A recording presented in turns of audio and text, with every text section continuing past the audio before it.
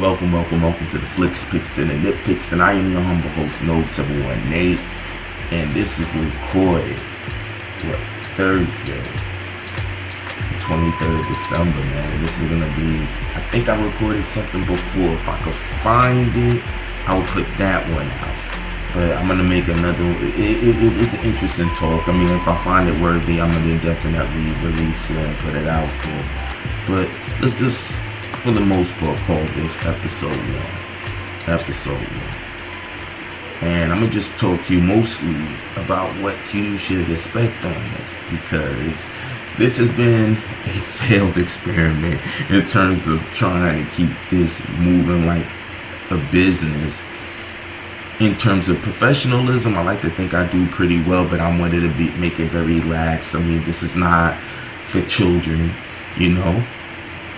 But I wanted to make it professional, get the graphics, the look, the feel, to be very representative of what this channel is about. Art, the love of art, the love of movies, and the love of trying the best way to communicate our position on a film. And I've tried to keep a Mondays and Fridays thing, and there was plenty of times I had a long run doing it very well. Please give me props. But I got no real audience. But I came into this to have fun, and if I could parlay that into something of value, so I could actually use more time to really invest into this, then I definitely will, because I do have a genuine love of films. And if you love what you do, and there's an opportunity for you to put it out, then you should do it. And if there's an opportunity that you're good enough at it that it should be explored, the possibility to monetize, then you should do so, and at the behoovement of what you want to, how you communicate this business to your shareholders and the people that invest in it. That being said, this is really just for fun. I mean, like, not too many people listening. I do try to engage the fandom, so I don't have to be this quiet guy on the side, and really just try to jump into the conversation and bring my thoughts and my perspectives. And I have been. I jumped on a couple of channels. I've been on Zod Rider, shout out to the brother for giving me an opportunity to express myself a couple of times on his open panels. One, I don't know, I think it kind of went left. I don't know, me dudes in the comment section said it wasn't me, but we'll get into that a little bit later, because we're gonna dovetail that into something else. Sil Abdul's Coffee Talk, I think that's the name of the channel, but to be respectful, because I know he has Rogues Gallery, he has oh dang man, now I'm drawing a blank right now, but I know he has different types of shows that he has. Coffee Break, and I think he has in Coffee Talk, yeah. But I don't know if the channel is called Coffee Talk. Now to think about it, so I'm so used to calling it Coffee Talk. But needless to say, great channel though, especially if you're a Snyder Cut fan. And I personally enjoy being on those platforms. At least being able to put my little thing into the fandom, because at some point, and this is just fandom, let's just be for real. And that's the reason why I chose to play with the movie fandom, because it's something that I really like as a hobby, and it's something that we can all agree that we come for entertainment. And the drama and all the other stuff shouldn't even be a factor or an ingredient. You know what I'm saying? Because the bottom line is that we all gauge this in a space of fandom. We call it fandom for a reason. It should not be this antagonistic space that I see it evolving into. And I've always felt that if you really want something, produce the change. Produce it, and that's where it comes more organic, if you will. Because I'm not a big person of, oh, I need to see myself on the screen. I need to see a film be a representation of me per se, yada, yada, yada. You know, it's a beautiful thing when you can't see it, and there's a lot to be said about the psychological values of not having it and having it. That being said, it's always been my idea of create your own. Do not force a creator to create something that's not in them naturally to want to. It has to come from a space of want, for whatever reason, but it has to be motivated on a personal level. You know what I'm saying? Like, I don't think it's I want the guy that wants to make the ingredient soup of filmmaking, as opposed to writing a film that they're passionate about and putting it out. Now, let's be for real. Films are supposed to be monetized, so the more money invested in, the more hands in it. So, and there's something to be said about trying to find the blend between making it something that people will want to buy into and be entertaining, as well being something that you intimately enjoy presenting to the public. Like, yo, I just did this film, you feel me? So I chose film fandom because there's a reasonable idea that we all here to have fun and be entertained. Before the drama and all of that, I think all of that are personal flaws, personality flaws. I think those are things that are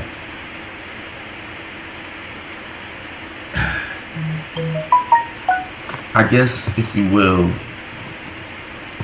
the byproduct of socialization and the different personalities that engage you. Because different personalities will produce different types of stimulus from other people, and people can be misread because of it. You know what I mean? Or read very well because of it. You know what I'm saying? And they could take it to something else. So I've always wanted this to be a very positive platform. Like, I be talking about all types of other shit. Why would I come here to really get into that? You know what I'm saying? I mean, I do think that there's a lot of real interesting conversations that could lend itself into the political, but I'm not trying to design this channel per se to deal with that unless we have no choice but to, because this is still a channel of being unfiltered. We don't focus on the politics of, but because it's in fandom and it's discussed enough that we have to acknowledge or really even discuss it, then we'll go there. You know what I mean? It's just not the focus of this platform. And again, this channel wasn't designed for all of that per se, unless we need to cross that bridge when we get to it. And we'll deal with that on a case-by-case basis. But the main focus is just to discuss movies and things behind it, the things that of interest, because a lot of that internal topics that somehow spin out of control and get real personal, political, I do find fascinating in terms of understanding people, but most importantly, business. I think there's a certain level of lessons to be learned from behind the scenes. Let's just say, I don't want to say behind the scenes drama of films, but the behind the scenes that go into making of a film. So you also understand why sometimes, like i.e., I remember realizing, watching some documentary that started to let me understand why people were so, that or further let me realize why China was such a big box office had so much what would you call it? It's such a good market for blockbusters to gain revenue from. You know, it's an open market. They're out there and they are becoming a power and a buying power, especially in entertainment. But your entertainment is hyper filtered over there. So a lot of times we'll have to adjust our films so it can be marketed elsewhere, or a lot of times jokes have to be more physical or more we would consider dumbed down because we can't make it too contemporary for us, because then internationally people just won't get it. So that's why a lot of times the big blockbusters come off a tad formulaic, and but the formula works. You try to find something that everyone can enjoy, and there has to be a formula to it. So that's the balance. And I find it fascinating as an artist, trying to find a way to still be creative while dealing within such a small margin. And I think there's a lot of lessons to be learned, especially if you're an up-and-coming YouTuber that's trying to branch out and, trying to not just be this quiet voice in a corner, but you want to engage the fandom, you want to engage the public, you want to engage the environment. And you have to be very careful about your brand. And I don't like using the word brand so often because everyone uses it, but there's a level of understanding with it. You are a brand to yourself, and your impressions that you give people will be the thing that people will talk about, and that will keep you in the rotation of people's mouths in good ways or bad ways. And with that being said, I think there's a level of relevance depending on, like I said, where this goes. But I want to keep it in the realm of fun, but I don't want to be afraid to go there on certain topics because we're all adults here. And I want to treat us like adults, but like I said, at the end of the day, we're all adults. And that being said, let's just really talk. I want to talk mildly about just fandom in general, because fandom has gone the way of being a lot more personal. And is there a necessity for it? And I think that's where the passion of the fandom comes from something personal, something very deep and very intense on a lot of levels. And for the most part, it's fairly surface, but there are deeper strokes to it. There has to be for it to resonate with people in such a certain way. But then there's the fanaticism. And I think that comes with the modernization of our environment. We've hyper-civilized the world to the point that we're keen in on the most sensitive of issues. That's why we're into a lot of, remember when we used to talk about microaggressions, microcosms, and how they can build into something exponential. That's why we really need to zero in on it. And there may be some accuracy to it, but we do go a little bit far off the deep end, especially when it comes to our media. And don't get me wrong, I get how some people could feel attachment to these characters, but if they're bringing back these characters, you still got what you had before. This is supposed to further the story, broaden it. The question is is it devolving or evolving? Or are you dumbing it down in an obvious manner, in the most obvious of manners, to the point that it loses what made it so good? Or are you taking it so far out of its element that it's no longer recognizable from what it was?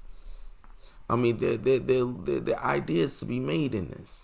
And there's also abstracts to it. That's why there's, as the saying goes, and has been coined before by an excellent YouTuber, film's all subjective. It really is. I think the point is when you're real hyper disingenuous, because you're being so subjective, that now the rules are different for the shit that you like. Because you'll be like, oh, this is dumb when other people do it, but because you like this, it means something else. That means said,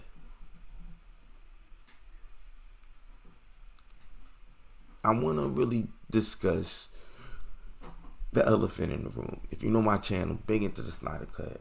Still haven't done a review. I really need to. But that being said, the Snyder fandom has started to become an animal eating itself, and really has went from marketing itself well, even when people branded it as something else. They were so much on their square that it was hard that even the outliers that was ruining the name on independent, you know what I mean, battles out there in Twitter world or whatever the F they doing, but messing up the brand because they're for the Snyderverse or the Snyder Cut or what have you, and they're part of that sector. It made those people who are not familiar with the real brand and the brand at large, that it wasn't even about a lot of the stuff that other people that are trying to parrot it say. So we and people that are other fandom need to own that. They really need to start checking people that's in the fandom with the proper information. You know, and don't just do it in a rude, obnoxious way. Really say, hey, I'm going to let you know this is where it began. This is how it began. You just, where you're coming off on is some infraction of, or like something that was extrapolated elsewhere, or in your own words, you've morphed it into something a lot further away from its root form. And as time goes on, when the Snyder Cut actually got released, you have people suffering from the idea of having nothing to fight for. We've raised a bunch of warriors with no war. So now they need to create something to fight over and latch on to. And a lot of these people come with certain types of profiles, if you will. You know what I mean? In the real world. And there's nothing, and that's not a knock to the profile. Because if you've been part of geek culture, you've kind of seen this before. But never to this extent where it's become like a fad. And a monetized fad in that. Which gives it, incentivizes it to keep on going.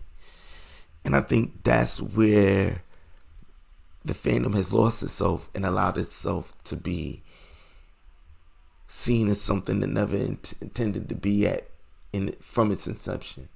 That being said, we find ourselves in one of these murky grounds that now we have to re-ask ourselves.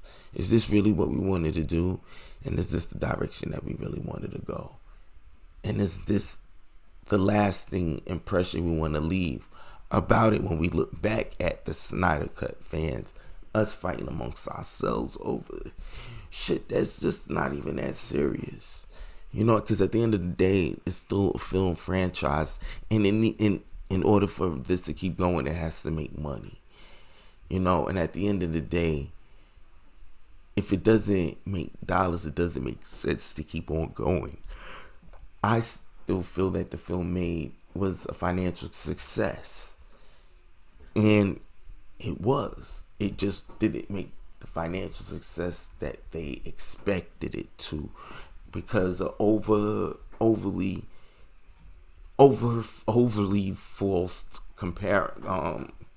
false equations, or making it a false equivalent, overly false equivalents to the MCU, something that's been thriving and has been a proven success for quite some time, that anything coming after it will either suffer the branding of trying to be something else, stealing ideas of it, or trying to do something so far different that would be the reason why people would want to say, oh, F that, and over critique it because it's not like the aforementioned MCU.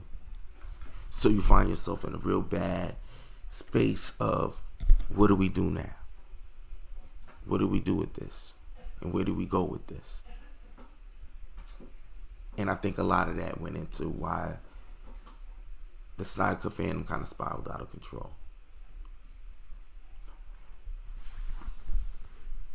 But I want to really get into another topic of discussion. What is grifting? And I'm going to talk a little bit more about grifting more, but in broad strokes, we know what grifting is. People just monetize, making up things just for monetary gains only, and they'll create dust ups just for monetization, just because they want to be the rabble routers. They want to do it for the money. They're coming through, they see something that works, so they pull on strings of people very personally. And a lot of times it'll be politics or social justice, etc., and use it for monetary gain and not have any kind of interest in the product or what they're selling. They're just doing it just because it sells. And there's a level of that.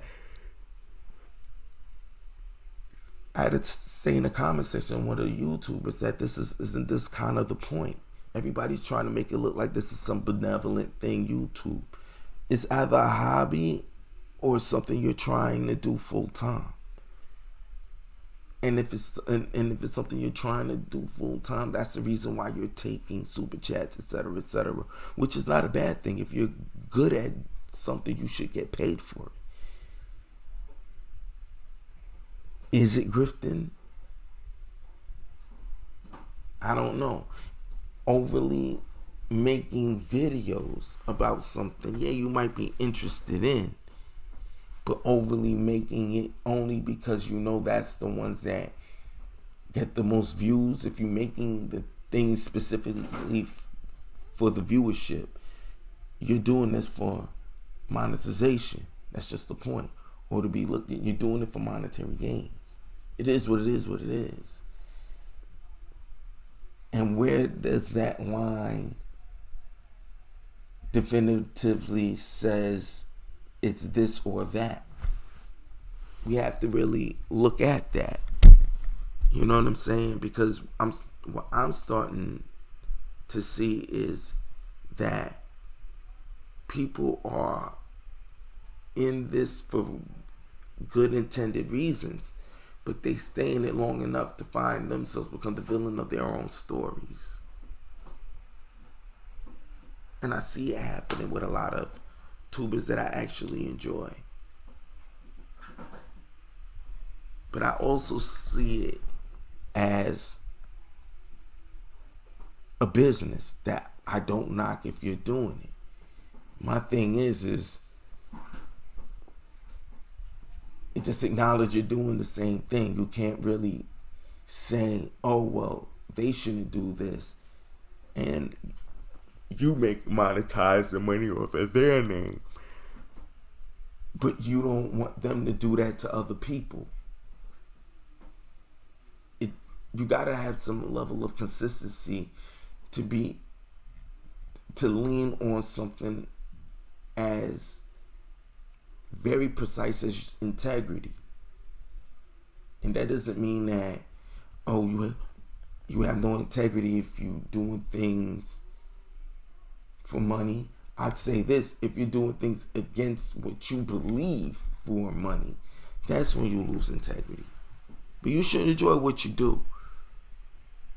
But like making videos that you don't really need to make because you've already done it, but you're just doing it just because this works with the algorithm.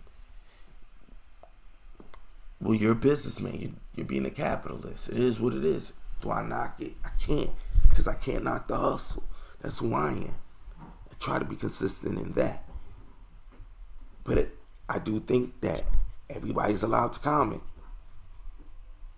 You know what I'm saying? I also believe that if you go too far, don't poke bears. And I think a lot of times we lose sight of that as well in the fandom. But I want to move this right along because I want to really get back into films and really just talk about films in general, because a lot of people feel like Hollywood hasn't been putting out good content. And you might be right. You might be a little right there. But I'd also wager that we don't...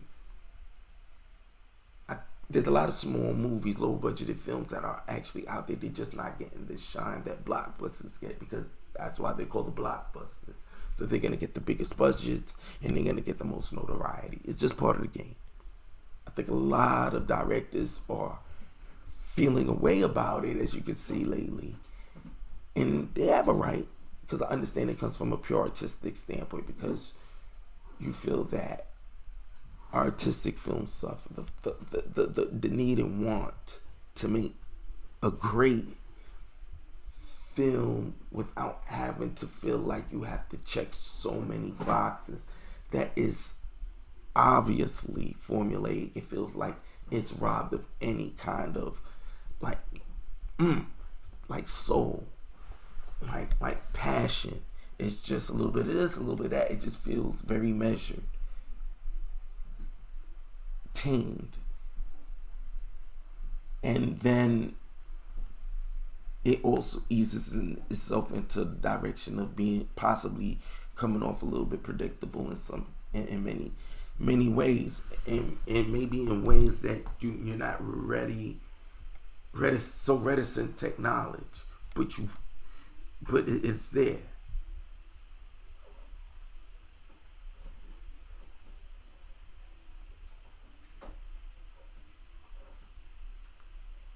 And I still feel like there's still a lot of room for those type of artistic films.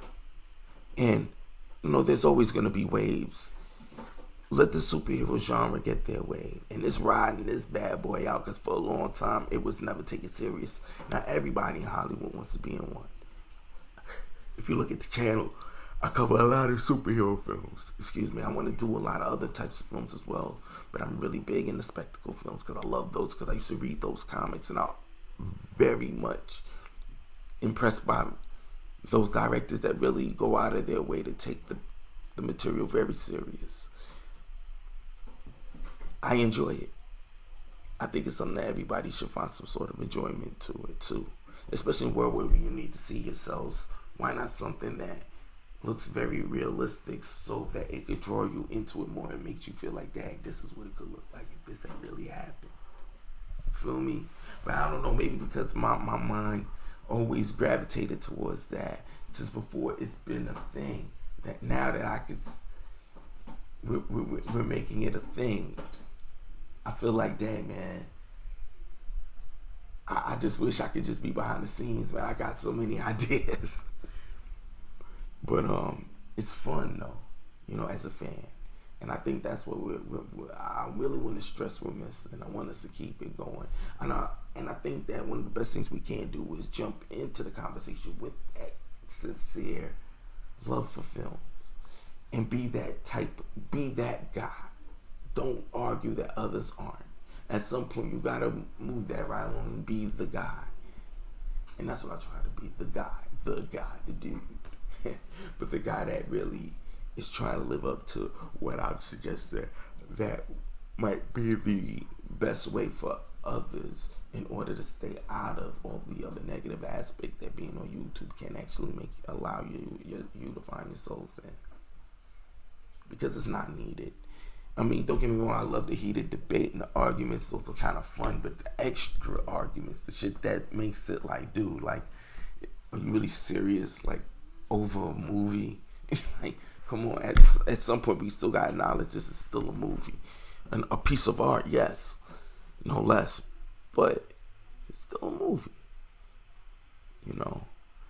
So with that being said, you let me know what you think, and do you like to hear more just talk, just me, you, and the talk?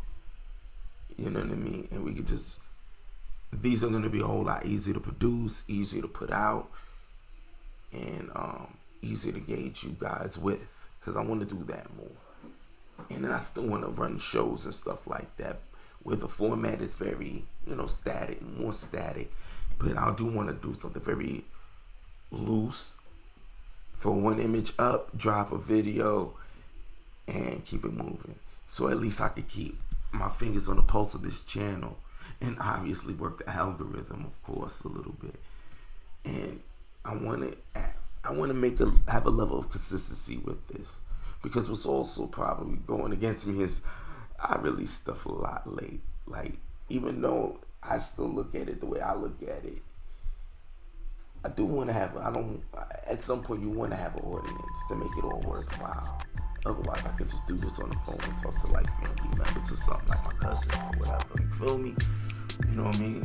So at the end of the day, it is what it is. So I'm about to wrap this bad boy up and keep it pushing. Happy holidays and all that good shit. You already know. Let me know how you feel about this format. Do you enjoy this? What would you like me to talk about? Because I do want to engage you guys more and make this a little bit more personable, but I still want to talk about films and maybe TV, mostly films, and all the good shit that and some fandom shit. You feel me? I want to have some fun with this. But anyway, you already know what it is. Leave it in the comments below. Like, share, subscribe. See you next time. And as always, till I have a better outro. Chill.